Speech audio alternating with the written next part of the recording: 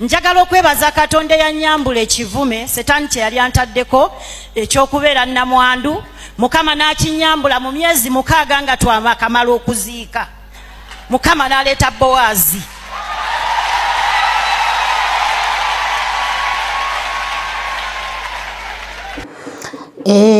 ngera bwe bagamba nti awo wenyini wolabanga ensi ekomye wolabira ddala nga ensi ekufundiridde wolabira ddala nti buli omu akuvuddemu awo Mukama wasingira ddala okukola mbanirizaako nate ya Life in Christ nga bulijjo nembeebaza okubanga mutugoberera abali e UAE mukimanyi bulungi tuba treasuringa nnyo kuba mwe muliyo lwa kisa kya Mukama omukyalo ono bamuyita Grace era nga naye ali mu ttiimu y'abeegayirizi oba osobola bayita ba intercessors yes abamu bamanyi nga ba intercessors yo team eridingibwa Mami Justin Mugera nono omukyala mwali mweyo team bamuyita Grace Grace bingi byayiseemu mu bulamu ebize bimulunduula okuviira ddala ewaka gyazaalibwa kubanga ewaka baali tebafumbirwa yes baali balina ekikolimo ekibalondoola ng'abaana b'obuwala ewaabwe tebafumbirwa era nga Grace buli musajja gwafuna afa yes nga buli musajja gwafuna afa waliwo ne gwe yafunako mu myezi 6 gyokka n'afa newabeera omulala gwe yafuna ne bakola yamusanga mwavu within no time ne bafuna sente olwafuna sente nga batandise okweyagala era bw'ati omusajja n'afa ebyo byonna nno byaliwo kubanga Grace oba oliawo yali tasabirira mu basajja like yali tasaba Katonda n'okweyambulako kiri naye ate waliwo n'okusaba okubanga Katonda akuwa omusajja bibiri byanjawulo yes so bw'atyo bwe yasaba Katonda ng'amaze okufiirwa omusajja we ono yali omugagga n'agenda mu maaso ga Katonda n'asaba nnyo neyeegayira nnyo Katonda bw'atyo n'amuleetera Boazi mu myezi 6 gyokka nga yakafiirwa omwami we kankwe story eno Grace obujulizi bwe bunene era bungi naye just mbasaliddemu ako kuba mmanyi we wali ekinyusi ekirimu amaanyi naye ng'obujulizi bwe bunene yes so mukanyumirwe ng'ate bwe muyiga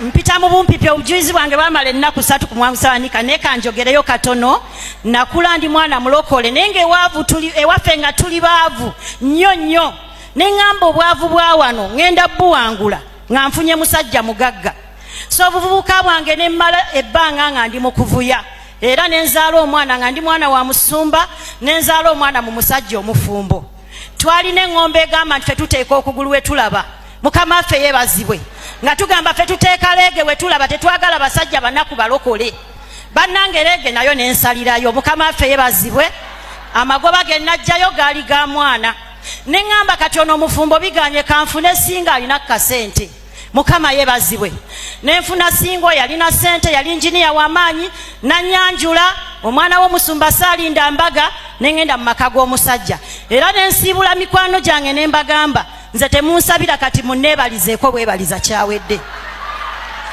Mukama waffe yeebazibwe abooluganda ekintu nga kikyakulondoola kiba tekinnaggwa era kyankimayo mu maka g'omugagga nendibirayo story awo nayo mpanvu nenvaayo neŋŋamba kati kaŋŋende emutundwe Mukama waffe yeebazibwe najja wano 2016 naye bwe nava ew'omugagga neŋŋamba Mukama kati kankolewo ekirala kubanga eri laavu yansala omusajja teyanjagala neŋŋamba te kati ebyesente biganye kannoonye omwavu alina laavu neŋŋenda nenfuna omusajja omulala eyalina laavu naye nga talina sente nga nze kyenfa kusula mu kifuba kya musajja Mukama waffe yeebazibwe omusajja n'afuna akasente Mukama waffe yeebazibwe naye olwo bwe mmala omufuna neŋŋamba kaŋŋende emutundwe mpulidde obujulizi bw'emutundwe kaŋŋende emutundwe ebintu bikyuke Mukama teyali mubi bwe najja wano ebintu ebyakyuka Mukama nampa omulimu nenfuna akasente najja ntambuza bigero oluusi nga sina transport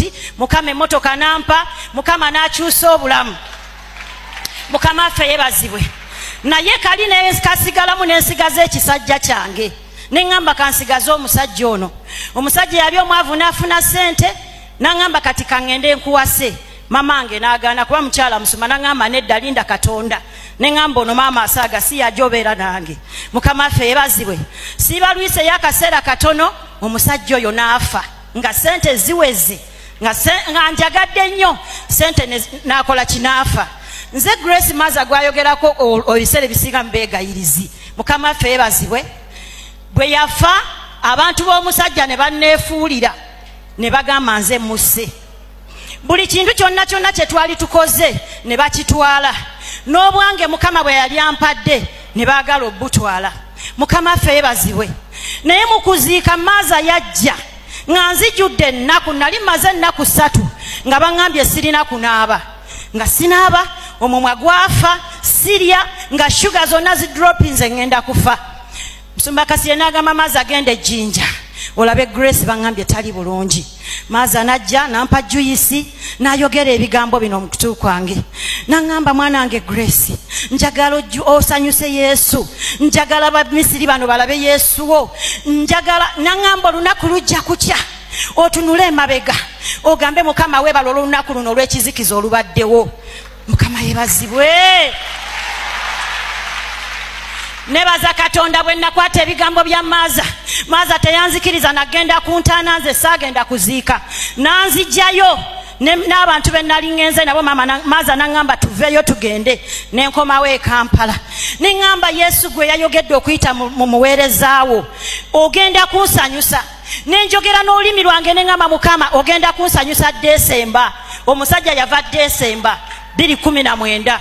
Mukama waffe yeebazibwe. Nenzijjanga wano nenoonya Katonda. Ebiseera ebyo ng'oluusi nsula ne mu nnyumba ya Maza waggulu nga mpadde shoulder to lean on. Nenoonya Mukama ne mugamba Mukama ogenda kukola kubanga nakizuula nti nali nasibwa ewaffe nga tewali bufumbo. Mukama waffe yeebazibwe. Waliwo naggwano gwe nalina okulwana naye. Ebiseera ebyo COVID n'ayingirawo ne batuggala ne tusigala ewaka. Kale nenoonya Katonda. Mukama waffe yeebazibwe. Nze yaziika mu Desemba mu Gwomukaaga Mukama n'andeetera olulenzi. Mukama yeebazibwe.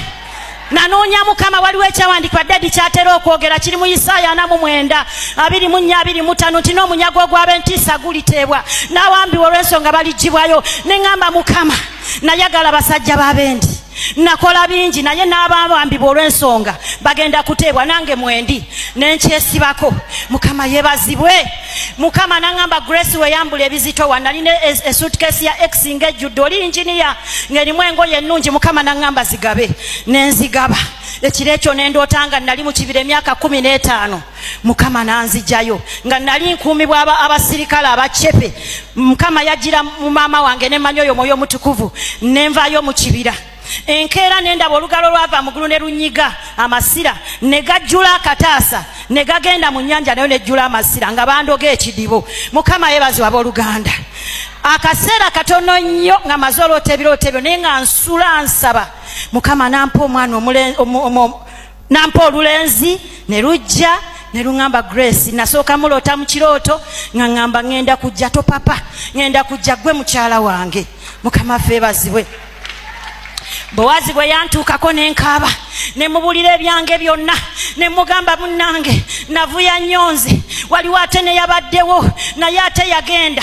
Naŋŋamba Grace you're my Ruth, I'm your Boaz, I'm here. Mukama yeebazibwe. Sibalwiseyo nensaba omwoyo wa sipiidi. Omusajja yandaba mu Gwamukaaga naŋŋamba kumpasa Gwamusanvu omwaka oguddako. Neŋŋamba Mukama waŋŋamba Desemba. Omusajja saamukaka. Nze nagenda mu maaso ga Katonda gy'avudde mba ndi awo n'akomawo. Naŋŋamba Grace I can't help it nkutwala Desemba. Mukama yeebazibwe. Katonda we mutundwe w'amaanyi. Katonda we mutundwe w'amaanyi. Kyenjagala okubagamba Katonda wa wano tebamukuula singa otuulira ddala. Weyambula ebizitowa byonna togenda kulwa mu lugendo ng'oteredde. Mukama yeebazibwe. Omwaka gwayitawo ng'eri bakuza anniversary y'okukaaba nze nga ndi mu kidala.